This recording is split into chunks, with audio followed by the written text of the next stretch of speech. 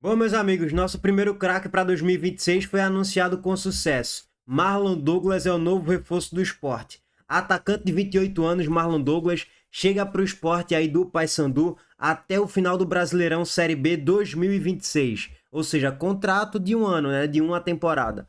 O jogador chega ao Leão depois de uma temporada em que atuou em 47 jogos e marcou 7 gols. Olha aí os números espetaculares do nosso novo ponta, o nosso novo Christian Barleta. Ele foi o atleta com mais minutos em campo durante todo o ano de 2025 pelo time paraense, algo reforçado pelo executivo de futebol Ítalo Rodrigues.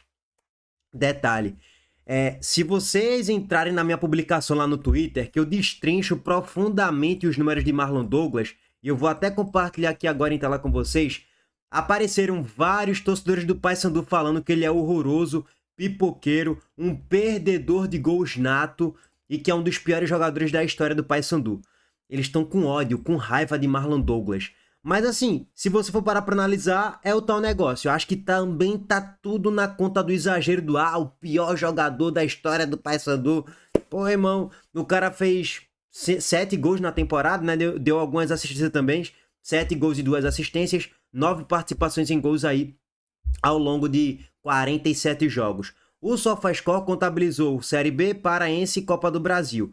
Contabilizando esses jogos, foram 40 jogos ao todo, 5 gols e 2 assistências. Foi titular na esmagadora maior parte do tempo, tá? Jogou no Guarani em 2024 e acabou caindo para a Série C também na lanterna. Fez 31 jogos, marcou 1 gol, deu 1 assistência. Em 2023/4, em 22/23, ele também chegou a jogar mais de 20 partidas e não conseguiu fazer um gol. Jogou no Oeste em 2020/21, não fez nenhum gol também. Assim, os últimos 5 anos de Marlon Douglas são muito ruins. O único ano que ele teve um mínimo de um destaque foi nessa temporada no Paysandu, mas que o time acabou caindo para a Série C, tá? Na lanterna, inclusive. Eu até já trouxe isso aqui para vocês em live, falei um pouquinho em vídeo também. Conversei com o Marcelo Guedes do canal Meu Paysandu e ele falou que não é um jogador de todo horroroso. Foi um jogador que também foi prejudicado pelo elenco ridículo que tinha ao lado, né? Só tinha ele no ataque e mais ninguém. Tinha ele e Nicolas em determinado momento, o Nicolas saiu, só ficou ele lá na frente. O Paysandu do Lanterna acabou prejudicando também o seu futebol. Mas, dito isso, né? A gente não vai se iludir, temos um ótimo reforço para a Série B. Não, não temos. No máximo, temos um banco ali que pode ser útil ao longo da temporada. É isso, é um talvez possível banco de Barleta. Um bom banco de Barleta, talvez. Se Barleta ficar, né? Esse é um outro grande ponto de interrogação que eu estou desesperado e apavorado, tá? Bom, então assim, as referências do torcedor do Paysandu são péssimas. Todos, pelo que eu vi na publicação lá no meu Twitter, todos odiaram o jogador, odeiam o jogador, não gostam nem um pouco. E agora, já que contratou, só pode gastar 200 mil, até 200 mil aí para um jogador, né, nessa janela de transferências, pela situação financeira que o Sport se encontra, rezar, torcer e apoiar. Não acho que foi a melhor opção, não contrataria o jogador, mas agora a situação que o Sport tá precisa também de união da torcida. Ao mesmo tempo, a gente não vai perder o senso crítico aqui e deixar que tudo que for feito agora na janela tá tudo certo, porque eles já falaram que a folha do Sport vai ser reduzida, que não tem dinheiro para pagar jogador caro, midiático, também não é por isso que não dá para buscar bons valores, tá?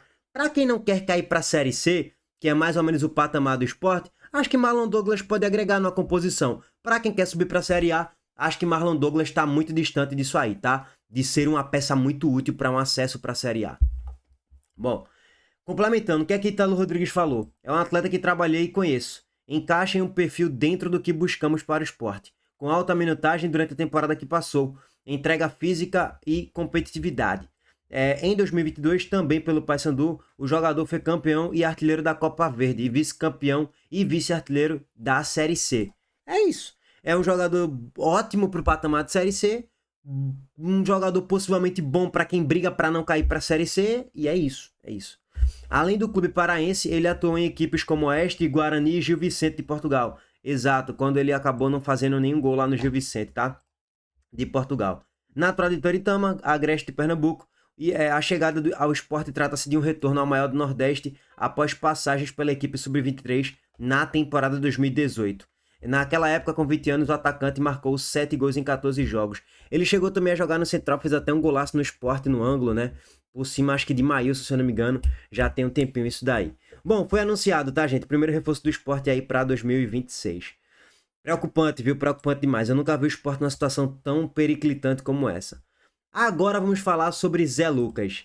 E isso aqui não me cheira muito bem não, viu? Evandro de Carvalho e Luciano Bivar, envolvendo o caso Zé Lucas. Antes disso, a Montenegro Cargas mais uma vez entrando em ação aqui a todo vapor. Vambora! Tempo, qualidade e segurança fazem toda a diferença na estrada do sucesso. E a Montenegro Cargas é especialista em entregas rápidas, seguras e com excelência de ponta a ponta. Do ponto de partida ao destino final, sua carga estará em boas mãos. Por quê? Tempo é compromisso com a Montenegro Cargas, qualidade é padrão FIFA e segurança é prioridade. A Montenegro Cargas faz o transporte de cargas expressas, fracionadas, faz também o transporte de produtos químicos em todo o Brasil. Entre no site www.montenegrocargas.com.br, faça seu orçamento e depois vem aqui me agradecer. Essa é a Montenegro Cargas, transportando compromisso. Para quem não conhece, é carga, viu, pai? Vambora, rapaziada. A informação publicada pela Folha de Pernambuco é a seguinte. O presidente da Federação Pernambucana de Futebol, Evandro de Carvalho, revelou que viajará à Inglaterra no dia 6 de janeiro, ao lado do ex-presidente do Sport, Luciano Bivar, para auxiliar o clube na venda do volante Zé Lucas, de apenas 17 anos. Abre aspas.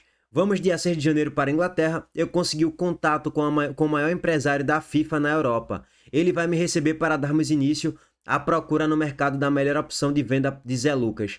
Eu exigi que o Sport pudesse encaminhar alguém para não ficar a impressão de que eu receberia algo de comissão. Gente, essa gestão do Sport, ela cada dia que passa vai se provando muito inexperiente, com falta de capacidade de escolhas, com falta de capacidade de recursos humanos para gerenciar negociações, contratar atletas, negociar outros. E acho que esse caso de Zé Lucas mostra um pouco disso aí. Cara, a gente tá tendo que recorrer para o presidente da FPF, Evandro de Carvalho, e Luciano Bivar para negociar Zé Lucas. Que em tese essas duas peças, Luciano Bivar e também o senhor Evandro de Carvalho, não deveria ter nenhuma parcela de responsabilidade de negociar Zé Lucas não. Qual é o sentido disso?